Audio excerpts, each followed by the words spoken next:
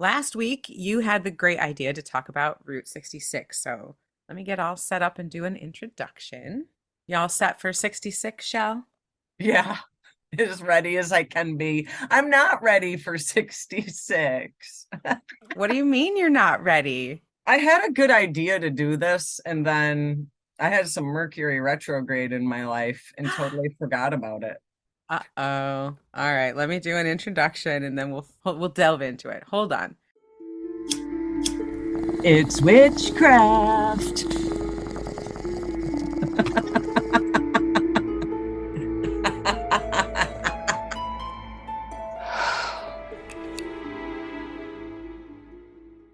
Hey, it's 4:20 a.m. Hi, and welcome to episode 66 of the Stoned Witches Hour. On this podcast, two best friends separated by way too many miles get together to smoke copious amounts of the greenest ganja in the land while telling each other supernatural tales from across the USA. And today, for episode 66, we're coming at you with some true crime and ghoulish tales from the Mother Road herself, Route 66. So get your ghosty kicks on Route 66, and I'm Layla. I'm a Mercury retrograde sufferer named Chelle. Get your kicks on Route 66. Wasn't that a commercial? Maybe, I think it might have even been a song, and I'm pretty sure it was in a movie too. I've got to make a confession to everybody right from the get-go. You started something before we did this intro, and I have a sneaking suspicion I know what it is. I have a confession, dear listeners. Mercury retrograde is kicking my ass in every way and shape Same, girl, same. imaginable. Hmm. And I forgot we were doing it on Route 66. Oh, my It bad. was your idea. It, you know, You said, I've hey, been having a bad minute here. Like that's true. I forgot. Like I totally forgot. Like Okay. I remembered that we were recording today, but I I was about to give you points for that you at I, least remembered we were recording and you have a story ready. You do have a story ready, right? I do have a story, but it has Okay, nothing to, good. it has nothing to do with Route 66. I'm sorry. Oh, man. So, I'm wait a like the minute. bad guy. I was groveling last week. I'm groveling this week. What the hell's up with me? Am I the one who showed up to the costume party in regular clothes, or are you the one who showed up to the regular party in a costume? I think I'm the one who showed up at the regular party in a costume because I'm feeling like a jackass right now. Okay, well, then I'm prepared. I'm the prepared one. How weird is that? Wait a minute. Isn't that like a weird twist of fate? How Oh, absolutely. you're prepared and I'm just like, what is going on? It must be a Mercury retrograde thing because obviously, if I'm the prepared one and you don't have a 66 story, And then. shit's definitely flipped on its head. And I'm really glad this must be why we were talking about it. And you said we should talk about Mercury retrograde for our other podcast, Back Yeah. on the Broomstick. Now I know why. Yeah. I mean, I did like right before we got on, I did do like a quick Google search of some stuff I think's cool that I know nothing about. Like did you know there's something called the Zombie Road on Route 66?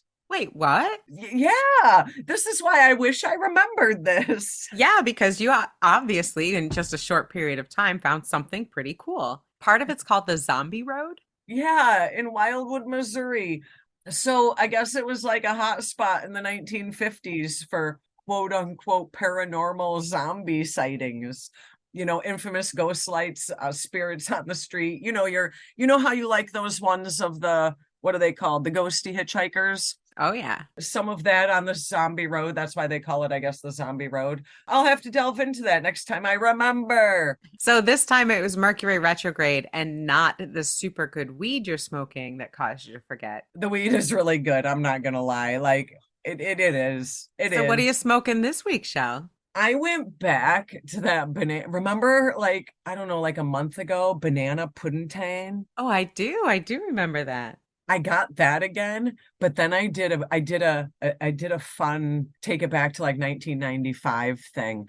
So I took the banana pudding, and then I also took some of that midnight that I had last week, and I ground them together and I Ooh, did made you a make a salad. salad? I did. Nice, I nice. did. That's an old school salad. Now that's the way to get really, really high. Nobody's sure why, but we all know that weed that you mix together is more potent than each individual cultivar alone. Somehow it's better, damn it. It just works. That's a known fact. Yeah, I don't know the science behind it, but it works. It totally works.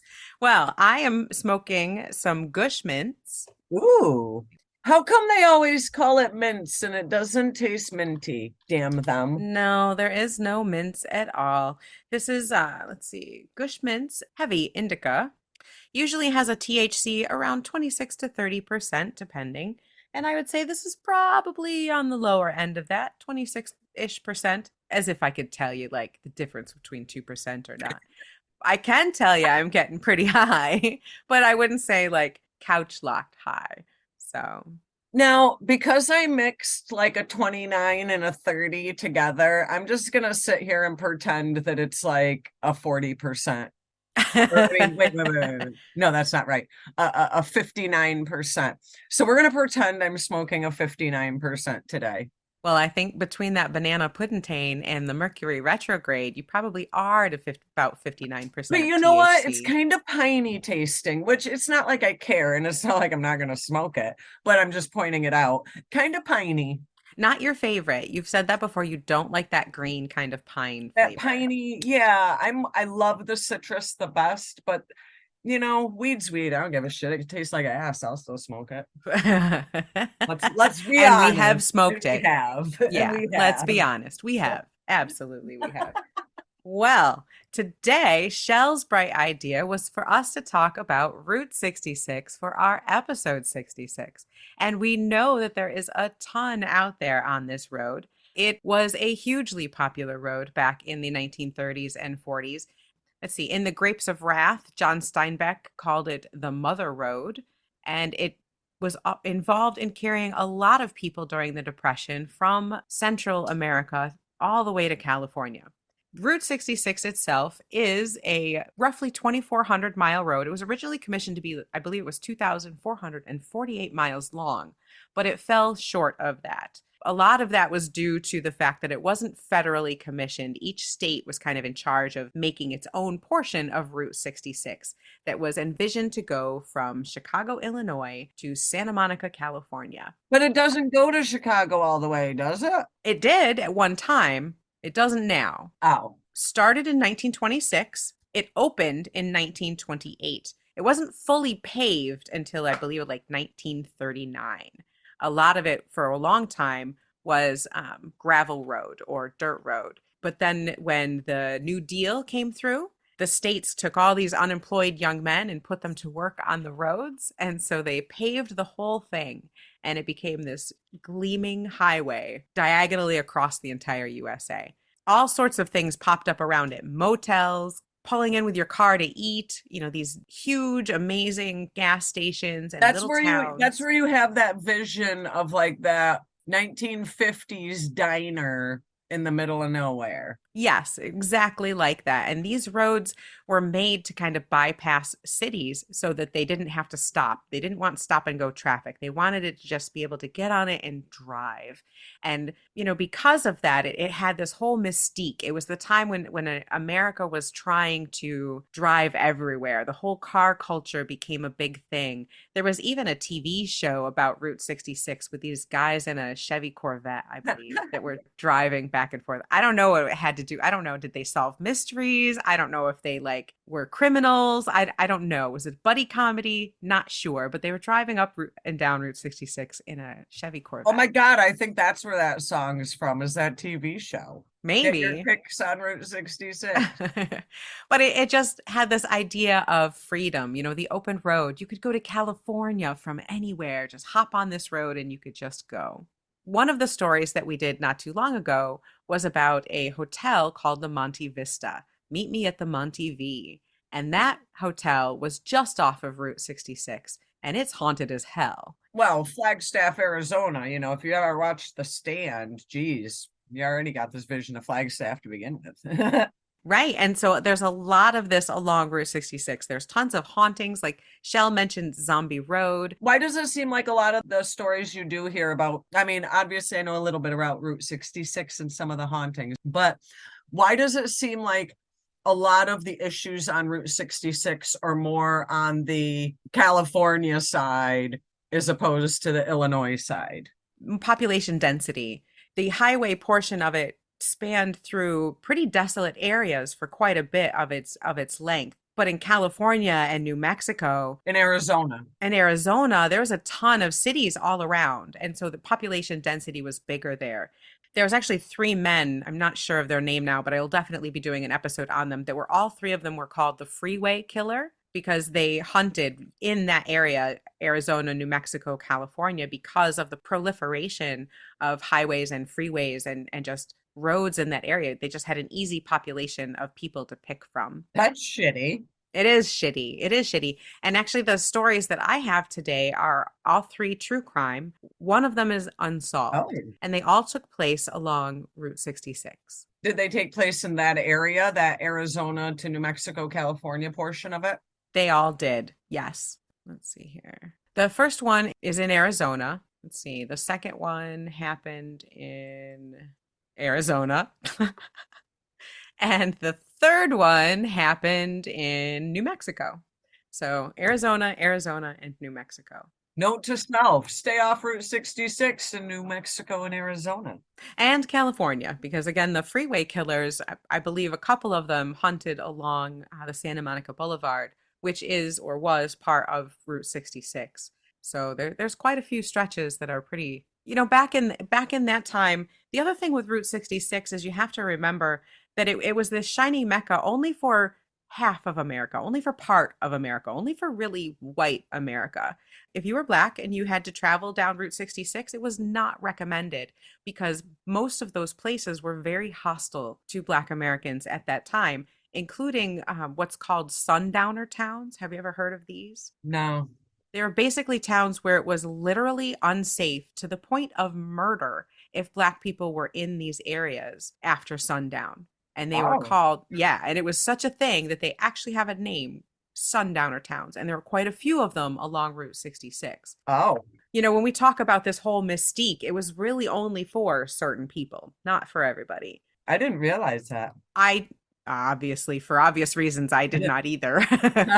Until, you start looking and you start digging into it. And that's when you start to find these things. I didn't realize how many murders had occurred along Route 66. And part of it follows the Trail of Tears. I mean, this whole, I guess it's the country, I don't know, but this whole route has a lot of bloody history to it. Well, nowadays, isn't it really just, I mean, not a ton, but isn't it a lot of like abandoned diners and abandoned gas stations and abandoned, like, how do I describe it? No-tell motels?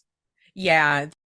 The heyday of Route 66 really was in the 30s, 40s, and 50s, and it was actually decommissioned, I believe, in the 90s. Let's see, by the mid 30s, it was being called the Main Street of America. People just loved it. And let's see here, a lot of economies were transformed, motor inns, there was roadside advertising became big at that time. A lot of rural people from that Dust Bowl area migrated to California during that time. After World War II, there was just a shit ton of traffic. Everybody was driving a car. Nat King Cole wrote From Chicago to LA, more than 2,000 miles all the way, about Route 66. You're also talking when cars started becoming popular, in the 30s and stuff. People had that first opportunity to on their own travel. You didn't have to go get a train or get on a boat. You had a vehicle that you could go do what you wanted, where you wanted, and just go. Exactly. And it was that popularity, that explosion in popularity that actually caused the demise of Route 66. I didn't realize it was literally dirt road in some places in the beginning. And even after it was paved, it was only single lane, like 2-lane road, one on each side, Right. And it was very narrow. It wasn't created with a lot of the modern safety things that we have in place today. And so by the mid 50s, it had already kind of been replaced by roads that were newer, wider, faster. You ever see the Disney movie Cars? Yeah. You kind of see some of that happen in the beginning of the movie Cars. Yeah. It got bypassed by safer, faster, straighter roads. And so it got kind of disrepaired in some places.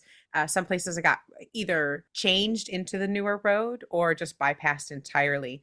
You can still drive most of historic Route 66.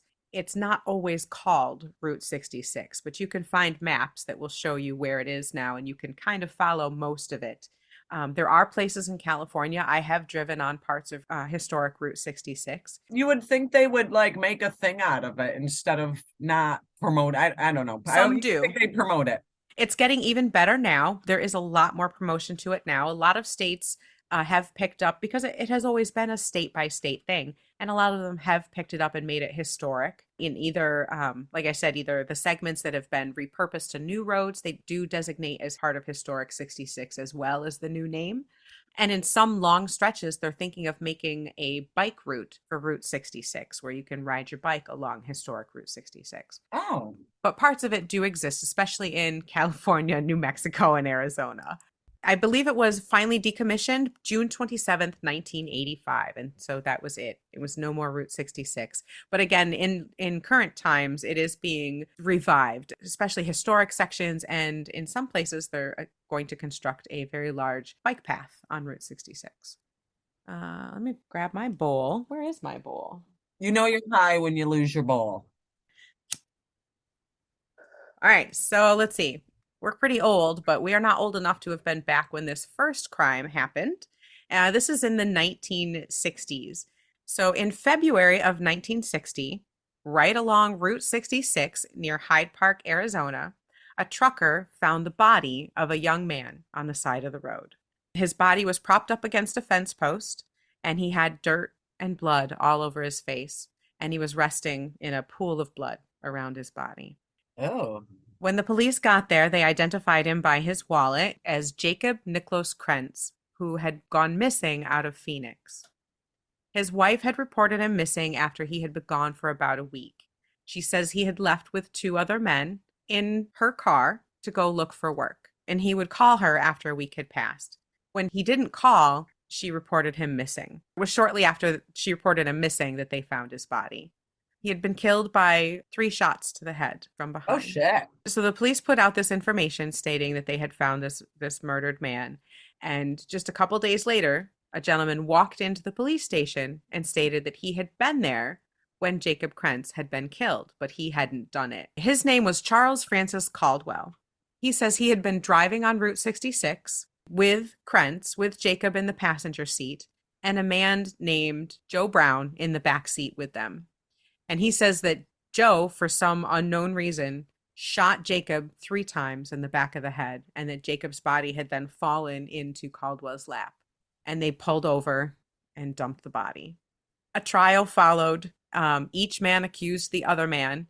And even though there was a lot of evidence against Joe Brown as the murderer, for some reason, they were both acquitted. Joe Brown was then retried under a different charge. It was a huge mess. The trial was a mess, let me just put it that way. But it ended up being that no one was ever charged for Jacob's murder, even though everyone kind of knew that Joe Brown was the murderer. It sounds like Joe Brown had a friend. That's possible because there is a lot of rumors that that area is rife with that type of kind of, cronyism. And also it doesn't help that Krentz, who had been murdered, was also kind of a small-time criminal himself. So the local police didn't really care that he had been killed. That's shitty. Yeah. Just saying. Yeah, I agree. Brown was tried and found guilty of being accessory to a felony, and he served 2.5 years in prison for that. And What was the hell released. does that charge even mean? I don't even know. It basically means we know you did it, but we're gonna let you go because we don't care, I guess. We're gonna give you enough punishment to squash the public, but we're not gonna really punish you for what we all know you did that we're not gonna talk about. Exactly. And as much digging as I did, I was never able to find a motive for the murder. There seemed to be no reason. It's just Joe Brown was drunk and had a gun on him and just kind of decided to do it. No reason. So that occurred on Route 66. As I pack some more of this lovely sticky gush mints into my beautiful little pentacle bowl, I'm going to tell you a second murder. And this one is even sadder. In this case, a young family had decided to take a trip across Route 66 in June of 1961. And this family, the Welch family, and they lived in Spencer, Oklahoma. and they decided to hop on Route 66 and drive it all the way to California to take a nice vacation with family. James and Utha Marie Welch were traveling with their 4 boys, Jimmy, who was 12, Billy, 9, Tommy, 8, and little Johnny, who was 5. Now they're traveling, and as many families did at that time, they're trying to save money, right? Well, yeah. James Sr. purchased a 1959 Oldsmobile sedan specifically for the trip, one of those big, huge boat cars, right? I mean, you got 4 boys, you need a nice big car to travel from Oklahoma to California. Right. So they were going to try to travel 1,400 miles in 2 to 3 days. So quite the trip with 4 little kids. They left June 6th, 1961, and they spent the first night in Amarillo, Texas. They had a little tent for the kids to sleep in. They would pull over to the side of the road, put up the little tent, and the 4 boys would sleep in the tent, and mom and dad would sleep in the car. And worked out great. And then they traveled on to Ash Fork, Arizona, and they were going to stop and get a motel, but dad decided that was a little too expensive, and they kept traveling. They went about another 13 to 15 miles away. Dad pulled over, was too late, he was tired, and they set up the tent for the boys, tucked the boys in, and then went to sleep in the car. Now, the spot where they had pulled over was kind of safe. JD, James Sr., had picked a little spot off the side of the road that had like a rocky outcropping that protected where they were camped from the main road. So they're kind of behind this big rock, right? Mm-hmm. In the morning, the littlest boy, Johnny, woke up and went to the car to get his parents, who wouldn't wake up. Oh. So he went back and woke up his brothers. He said, "There's something on mommy's face." And the oldest went and found that they were not breathing, covered in blood, and no one was around. It took those 4 boys hours to get somebody to stop on Route 66 to help them. A man named Don Kramer stopped to check it out and called the cops. The police officer named Daryl Birdnow got there around 6 a.m. and discovered that Utha and James J.D. Welch had died from gunshot wounds. Oh, shit. They'd both been shot in their sleep. They're pretty sure that Utha had been shot first because JD had defensive wounds, like he had put his arms up to try and stop it.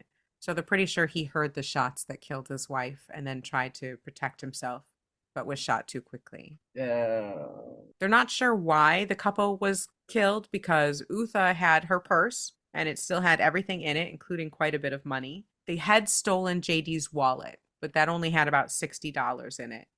So the kid's aunt came and took the kids to stay with her and found the only evidence that was found was some .22 caliber slugs. The only reason the killer was caught was because a young man had gone to a diner right off of Route 66 and wanted some coffee. And this waitress, whose name was Birdie, served him. And it turned out he didn't have any money, not even 5 cents for the coffee. And she felt bad for him, so she just gave him the coffee for free. Then a few hours later, that same dude who had no money at all came back in and ordered a huge dinner. You know, he got juice, he got a hamburger, he got fries, he got salad, he got everything and gave them $20 to pay for it. Weird. Yeah, she was a little suspicious and she told her husband, who just happened to be a police officer who had just come back from helping to cover the crime scene where JD and Utha had been murdered. He's thinking maybe this guy is the one who killed them and stole their money because it wasn't that far from the diner. So they put out a description of this guy. It turns out after he had killed JD and Utha, he'd gone to Phoenix and robbed and shot a gas station attendant there. Then he fled to Kansas and was apprehended. So he was tried and found guilty and received the death penalty for a different murder, a liquor store owner. And then he admitted to a cellmate that he was the one that had killed JD and Utha. But he did brag to fellow prisoners about how he didn't kill the children. At least there was that. I mean, you know, I guess if you're that big of a piece of shit and you didn't do all the things you're accused of, you can at least point out the things you didn't do. Bravo. Right. But because he was already on death row, they never tried him for that murder. So that's murder number 2. So the third one is a mystery, and I'll try to be short. So the third one is in 1935. 2 couples in St. Louis, Illinois, decided to go on a road trip. George and Laura Lorius and their best friends, Albert and Tilly Hebrer. got into George's 1929 Nash sedan and decided to take a road trip and sightsee all the way to California. I totally want to do that on Route 66. You and me and our two beloveds hopping in a van and taking a road trip. With like a pound of weed. Exactly. Lots of weed. I'm pretty sure this couple did not have weed. That was their first mistake. Right? They did have a kick-ass car that was in tip-top shape and had brand new tires and was very well taken care of because George Lorius, I believe, was extremely wealthy even during the Great Depression. He was like a Probably had those white walls. Yeah. He had lots and lots of money, including he left with $400 in traveler's checks, which I believe at this time is pretty close to $8,000 to $10,000 in cash. It's a lot of money to be just a lot of money. Yeah, $8,000 for a vacation. That's the dude you want to go on vacation with. So, nice car, packing a lot of cash, pretty flashy. That was probably their second mistake after not bringing a lot of weed. So they go on this Route 66 trip. So they start in St. Louis, they go to Oklahoma City, Oklahoma, Amarillo, Texas, and they're sending along postcards back to family and friends along the way from each stop, right? Having a great time, just little one-liners, doing great. So basically what you're telling me is at this point they're trackable. Very trackable, including George Lorius is tracking like every time. I'm sure your dad probably did this on road trips. You stop at a gas station, he would write down the odometer reading, how much gas he bought. And how many miles he put on the damn car, because you had to calculate every freaking oil change right to the 3,000. That's right. I knew your dad did, and this guy was no exception. He wrote everything down in his little car journal. So that helped track them as well. And I think these postcards were kind of like the 1930s version of texting. Basically, yeah. Having a great time in Amarillo. Wish you were here. Drop it in the mailbox. Next city, same thing. It's pretty cool here. Awesome. Drop it in the mailbox. Just slower. Having fun without you. Ha ha ha. No, that's Facebook. That's what people post on Facebook, right? Postcards are the old version of Facebook. Because it comes with a picture. Exactly. You just get better pictures. Well, yeah. So the family is heading off and they're in New Mexico and they decide to go to Vaughn, New Mexico, which is where one of them had an old family friend that lived and they wanted to go visit. Now, Vaughn is only about 100 miles north of the alien place. Roswell. Place. Vaughn is only about 100 miles north of Roswell, New Mexico. The alien place. The alien place. Now you know it's Mercury retrograde and we're fucked up because we can't remember that alien place. They head to Vaughn on the 21st and they check into a hotel.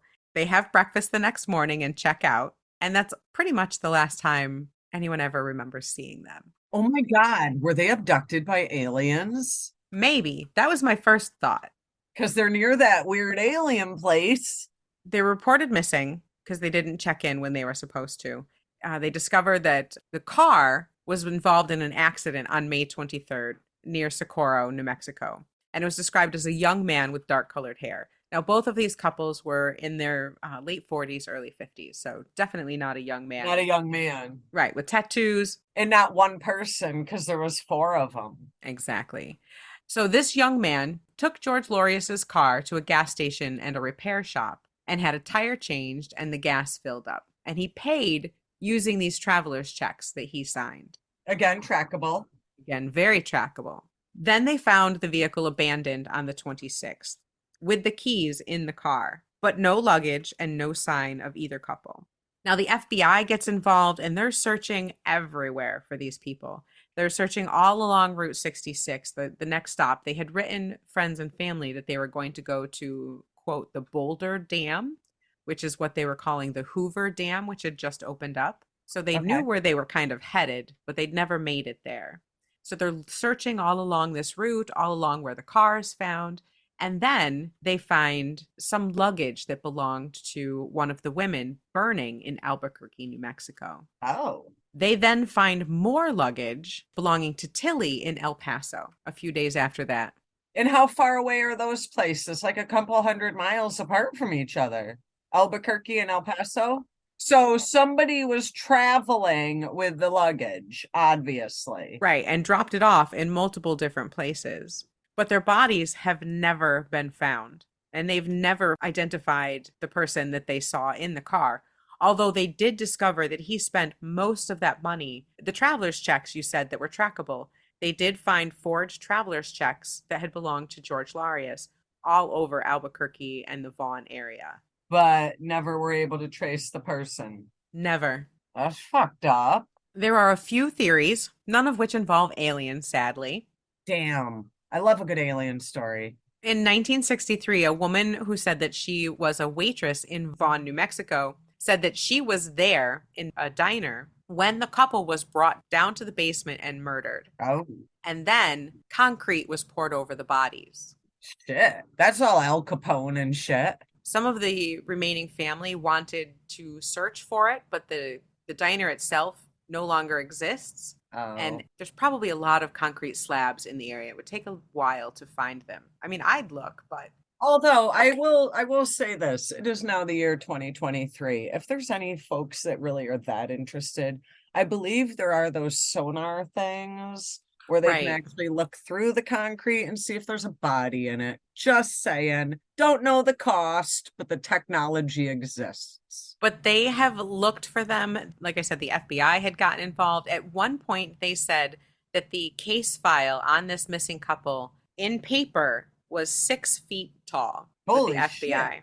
Holy shit. They did put the effort in, is basically what you're saying. Yes, they definitely did. There's another theory that along that highway, like I said, there's a couple different highway killers, freeway killers that operated around that time and in that area. One of which was a man named Chester Comer, who was a murderer that had been released from prison in Texas. And he liked to kill multiple people at a time. He kind of got off on the thrill of murdering more than one person at once. And he was kind of in that area at the time that these two couples went missing. Now, he had gotten shot in a battle with some sheriffs from Oklahoma, I guess, and went to the hospital with all these wounds. And on his deathbed, he was supposedly talking about 4 people, 4 bodies, and some trees. So some people think maybe he was confessing to the murder of these two couples. So that's another theory. Now, it's funny that you kind of say all that, because I think there's something about murder in Route 66. Yeah. They were murdered possibly for carrying roughly $8,000 on them. So it's possible they were murdered for the nice car and the cash. And maybe jewelry and, And their bodies could have been under the slab. Now, there's one little piece of paranormal information. This confession from the waitress didn't come until the early 60s. But in 1935, Laura's sister woke up from a dream. And she said that Laura appeared to her and said that she had been murdered and was buried beneath flooring where it would be very difficult to find her. Which would go along with the cement thing. She had this dream on the 22nd, which was a few days before people were even aware that the couple was missing. But it was actually one day after the last time they were seen alive. So probably it was she was having the dream at the time of the murder or shortly after the murder. So she could have had this dream like the day after the murder. And then it wasn't until the 60s. So that wasn't common knowledge. And in the early 60s, this waitress sent that letter saying that she had witnessed their murder and that they were buried in concrete. So I don't know. There's a lot of different things. But like you said, Route 66 has a lot of mysteries along it, partly because it winds through so many old places and, along all these different areas. And also partly because some stretches of it are pretty desolate and it's pretty easy to hide out there. Sometimes I love being a Gemini because even in the most calm and wonderful, if not crazy and frantic situations, Geminis can always switch gears. True. Good point. You've always been good at that. I actually do have a Route 66 story. Wait, what? I do. Surprise. You know how I get, so it is a surprise.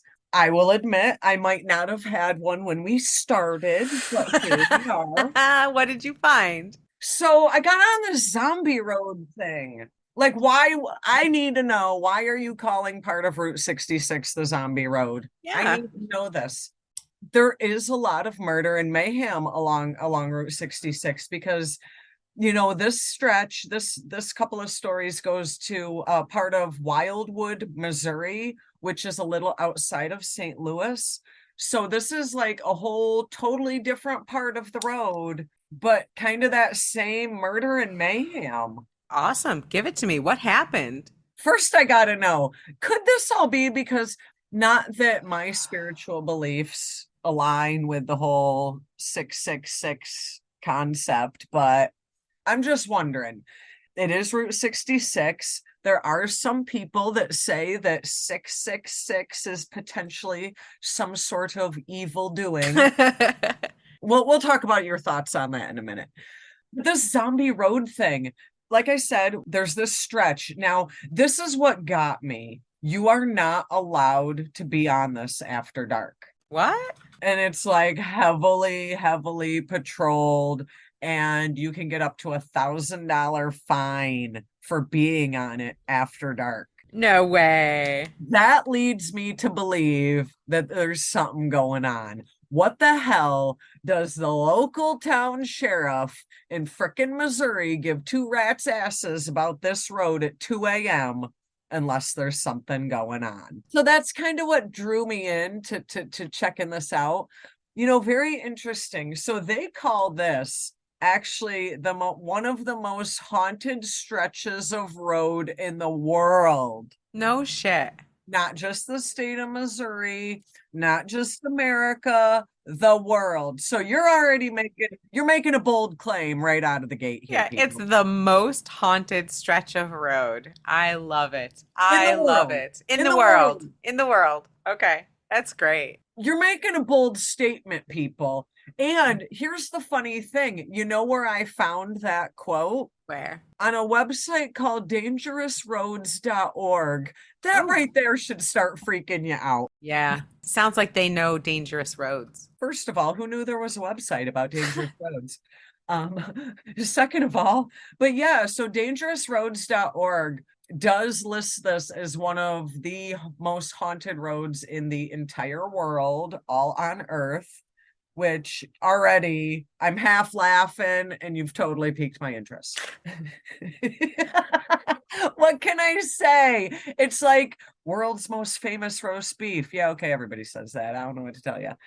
So what happened was, this is in like the eastern part of Missouri, and it's also known as Lawler Ford Road. And this particular stretch is about 3.6 miles. You know how you said there are parts of it that are desolate and kind of going through these nowhere places? That's Yeah. exactly what this is. This goes through a valley of the Forest Oak Land Hills, kind of near the Merrimack River. Okay. So this part of the road was built in the 1860s, and it provided access from the river to nearby railroad tracks. It kind of became a part of Route 66 after. Its original intention was basically to connect a waterway to a railway. Yeah, a lot of Route 66 was like that. They utilized existing roads and kind of repurposed them to be part of 66, and then a lot of that was later repurposed to be other roads. To the point where nowadays it's not like a car road. This stretch, this whatever I said it was, like 3.6 mile stretch, this is actually present day more of a pedestrian bicycle path. Okay. Like what they're thinking of doing of other parts of 66 and making it more of a bike path. Yeah, this already is. But this thing, like, they got this shit on lockdown. It opens 1/2 hour before sunrise and closes 1/2 hour after sunset. They know it's really haunted, and they don't give two shits. Basically, they put all over everywhere that nighttime visitors are going to find police and they will be getting tickets. Wow. So they're serious about this nobody after dark thing. Like, they're hardcore. This is where I could potentially see why. I think it might be considered, I don't know what they call it, like a heritage site or something. It is the site of one of the largest, and we are very much trying to be respectful here, one of the largest Native American burial mounds in the country. Aha. Yeah, so they definitely want to keep people away from historical sites when they can't be supervised. So it kind of what you'd think of it, like a park. The Yeah, park, it's open from sunrise to sunset, or like the sure. cemeteries, they try to have sunrise to sunset. So they have a logical reason for saying no visitors after dark, not just because there's ghosties. As you can imagine, one of the country's largest Native American burial mounds. All right, so we're talking spectral American Indians here. Because of the area, like I said, you're talking like right outside of St. Louis, Missouri. So you also have Confederate Civil War, Confederate activity in there. Yeah. And there are reports of, they call it packs of child ghosts. Wait a minute. Roaming packs of child ghosts? All I can think of Where is do like they come from? Peter Pan or something. Also, tortured souls of working men killed in industrial accidents in the 1800s at that point. It's got some activity. I'm still stuck on roaming packs of child ghosts. I was stuck on the fact that they referred to it as packs of child ghosts. Like that's Just that they verbatim. exist. What's going on? That's kind of horrific. I mean, come on. What would create a pack of children ghosts? Here was another phrase that really kind of stuck out to me. It has a reputation for being a place where there's shadowy figures and other non-human entities. I love me a good non-human entity. Oh, wow. Yeah. I'm hoping that means like orbs and plasma and shadow people. I That know, would right? be pretty But epic. no, they don't call it an orb.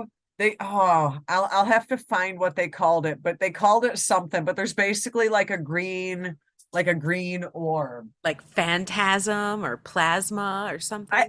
Plasma, I think they called it. Spectral evidence or something. I don't know It's what to call it it. basically the picture I saw, it looked like an orb, but was bright green. Ooh, fun. I don't know I'm what the green down. color signifies. I'm not sure. But anywho, not to get off track. So a lot has happened on this road, going back, again, all the way to it being a Native American sacred spot. Where did the zombies come in? Okay. I could see where they would think zombies back in their day.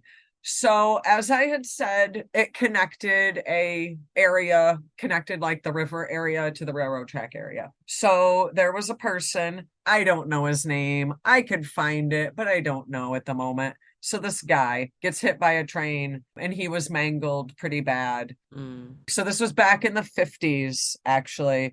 So back in the 50s, this guy was near the tracks, got hit by the train. I'm not sure if he was one of the people working on the road, working on the railroad. No idea where he came from. He got mangled so bad that like people back then, it was described of they couldn't look at him. Aw, that sounds awful. It took something ridiculous like 40 minutes to die. Oh, oh shit. I thought you were gonna say he lived, but people couldn't look at his scarred face. Oh, that's terrible. No, like his skin's ripped off and eye hanging out of the socket, Oh, but oh, like that's awful. lived for like 40 minutes before he died. That's even awfuler. Now, here's the bitch. It gets worse. He happened to be a killer. So after Oh, now I being feel hit, bad that I felt so bad for him. after being hit and killed by the train, That's still a terrible way to die. Killer or no killer, that's pretty horrific. and for it not to be instant, 40 Yeah. minutes is a Ugh. long time. I mean, on the one hand, ew, and on the other hand, He is known to roam the area to this day. And you know the drill with the ghosties. They like to kill young lovers yeah. and anyone parked along the side of the road. But there Wait, he is, doesn't just haunt them, he kills them. oh yeah, this guy tries to kill you in real life. He's a killer ghost? They call him the zombie killer. Oh, that's awful. You take a murderer, bad enough, and then you take a murderer and you kill him in a horrific, prolonged, terrible accident. Yeah. That's right. I guess I'm not surprised he's a killer ghost because that's just terrible. I mean, yeah. So Yeah. he's killed people in their car? They literally say that he lurks in the woods. Ew. That's creepy. Well, that's a good enough reason not to go there after dark. That's fine. That's okay. I'm good with that. There's rules for a reason, Chelle. Yeah, but I'm confused on why the police care. The police only care if there's something to keep under wraps. Come on now, let's be real. Well, obviously, they cannot pin a murder on a ghost. So they don't want you to get murdered there because then there would be all these unsolved murders, and they can't just get on national television and say, oh, the ghost guy did it, because then we'd all go, oh, do your jobs. And then everyone would be mad. Here's the thing. If they actually got on TV and said the ghost did it, that might be the first time I actually believe them. It would not be the first time Ghost did it is in a police report, however. So we've talked about a few of those on this show before. Obviously, we know how this all came about. So it's not like I was able to put hours and hours of time into this. So I don't know where the packs of children come from. Chelle takes Mercury retrograde way too fucking seriously and says, I'm going to do my research at the literal last second. Fuck you, Mercury. See if you can screw with that.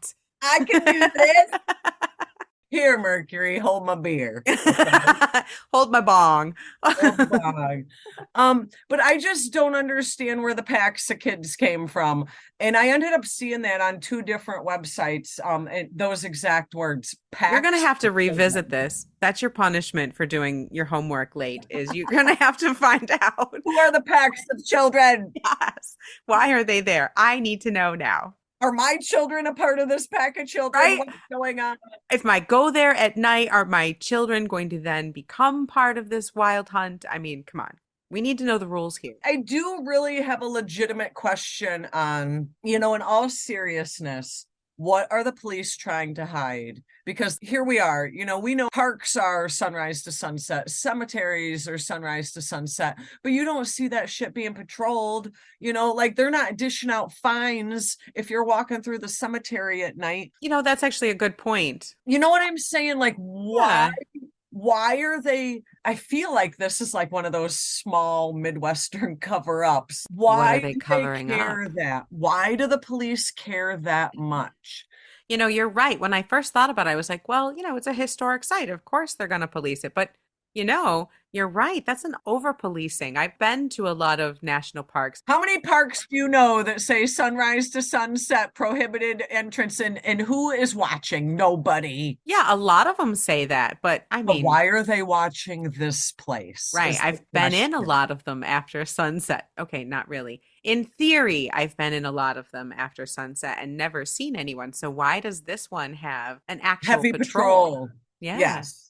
So I am intrigued. So if anybody lives in Missouri, do we know anybody in Missouri? Do we got listeners? No one lives in Missouri. Actually, when I was traveling through Missouri on one of my great cross-country road trips back in the day, when we went through, I met a young, free-spirited person at some campsite we were at, and he said that the state was actually called Misery. And everyone who lived there wanted to get out. Know why? That's because they have the zombie road. That's probably why. So yeah. And it's the most haunted road in the world. The world, Laylla. I believe it. Haunting roving packs of children. I need to know more. So I need to expand on this story and find out who these packs of children are. But I think, for coming in blind, I didn't do too bad. That's a pretty fun story, Chelle. And with orbs and haunted hitchhikers, murdery Jack the Ripper-y type ghost, and roving packs of children ghosts, I'm super intrigued. I'm intrigued enough that we need to put that whole section of 66 on our Haunted USA road trip. The only thing this thing is missing is a cryptid and an alien sighting. Legit. I'm pretty sure it's there, and I'm fairly certain aliens were involved in the disappearance of the two couples in my story. Pretty sure. They were so close to Roswell. It's mysterious. I honestly think that maybe some of the big issues with the zombie place, the zombie road portion of Route 66, you got some serious shit when you got one of the country's largest Native American burial grounds. Like you're talking some shit there, like some heavy duty next level shit. Yeah, anytime you get like a large burial ground, and you said there was also some Industrial accidents were and war nearby. sites there, Yep, and Civil War Confederate stuff going on. yeah, so that's a confluence of things. Plus, there's a river right near there, right? I was going to say I'd be very interested to know what type of rock and stone is underneath and knowing that there's water nearby. Yeah. I mean, that's a lot of things to happen in a site. You're gonna Right. get orbs, you're gonna get that energy.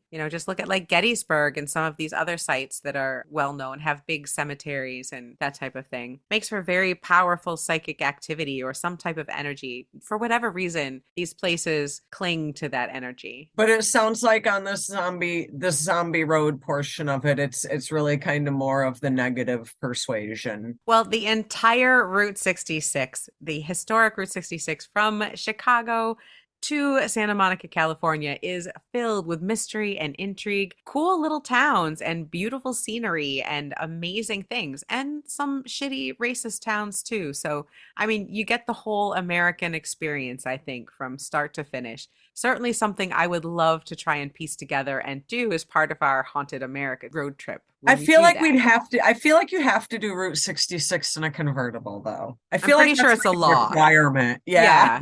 Yeah. So we'll just make sure our RV has a big convertible top when we go Right. through.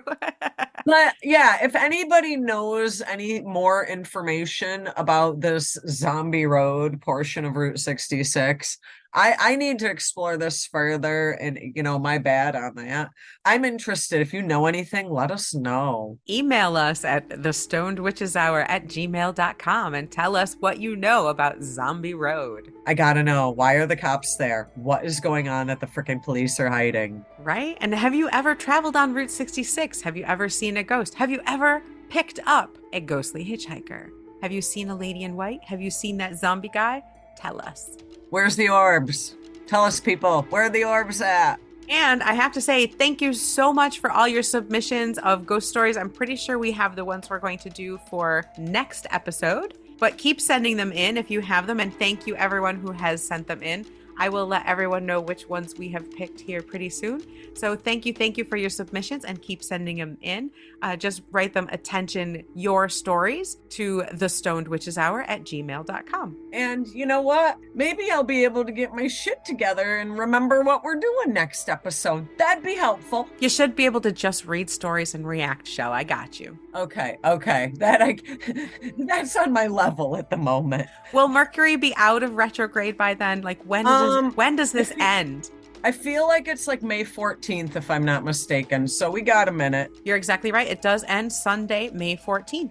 Not soon enough. So for all of you, I hope your Mercury retrograde goes a little easier than it is on Chelle and myself. And we will see you next week on Wednesday at 4:20 a.m. for episode 67 of The Stoned Witches Hour. Where we're going to smoke our faces off and tell more scary true crime ghosty shit. Absolutely. Hopefully a whole bunch of your amazing true ghosty stories. Oh, I'm so excited. I love these episodes so much. I love these episodes so much. I can't wait. Me too. They are a lot of fun. So thank you. Keep them coming. And we will see you next week. Stay high, stay happy.